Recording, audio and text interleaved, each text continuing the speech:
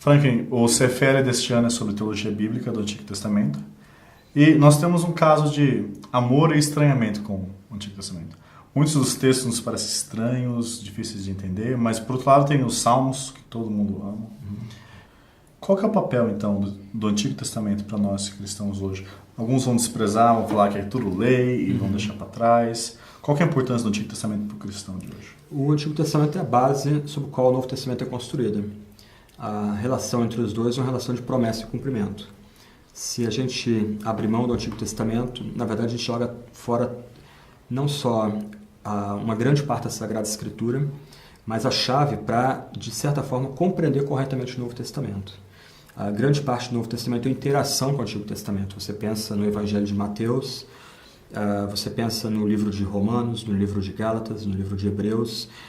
Sem o Antigo Testamento você não tem como entender esses livros. Por quê? Porque é uma relação de unidade, por assim dizer, entre esse primeiro e o segundo testamento que compõem a Bíblia Sagrada, a Bíblia que nós cristãos usamos como nossa regra de fé e prática.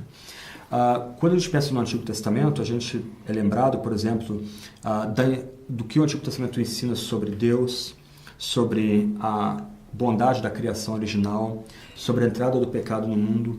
Já no Antigo Testamento nós temos a promessa de um Redentor e uma revelação progressiva dessa redenção que vai alcançar seu clímax em Jesus, encarnado, crucificado, ressurreto.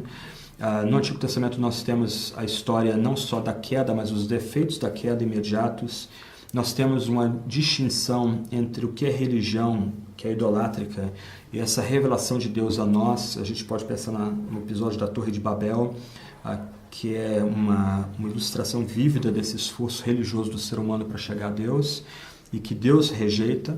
E do outro lado nós temos Betel, em Gênesis 28, quando Deus mesmo vem a seu servo. Deus constrói a escada e Deus desce ao seu servo e pactua com o seu servo, se revela e se dá ao seu servo.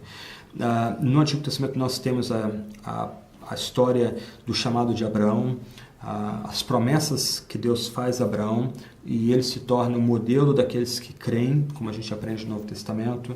Nós temos o trato de Deus com Abraão e seus descendentes. Nós temos o povo de Deus sendo exilado no Egito e correndo ao Egito para serem preservados numa grande fome.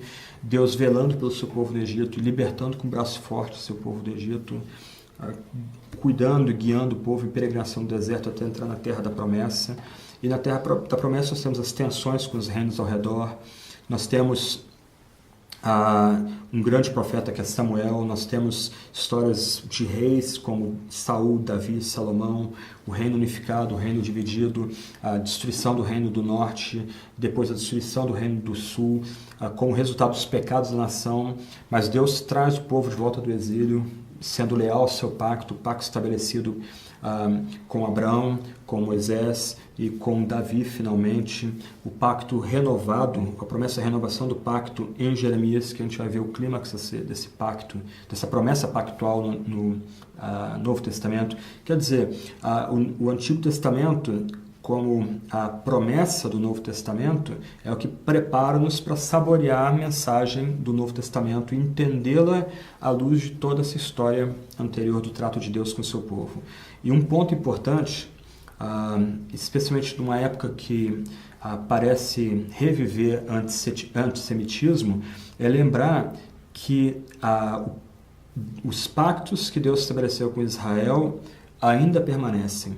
E nós é que somos enxertados na videira verdadeira. Nós é que somos trazidos, acolhidos nesse verdadeiro Israel de Deus, que Deus ainda vela, Deus guarda, e ainda há esperança de que aqueles de Israel que estão em Cristo ou que estão destinados a estar em Cristo virão a ser salvos. Quer dizer, não dá para ser cristão fazendo opção por um desses lados, para assim dizer, da Sagrada Escritura. O cristão abraça os dois integralmente. Ele ama as duas partes dessa revelação, desse testamento de Deus para nós, e ele tem prazer em ler os dois testamentos em conjunto, começo, meio e fim, uma grande história, uma história que começa com a criação e vai terminar com a consumação e com novos céus e nova terra. Então, realmente não dá para pensar a fé cristã deixando a Sagrada Escritura de lado. Obrigado, Franklin.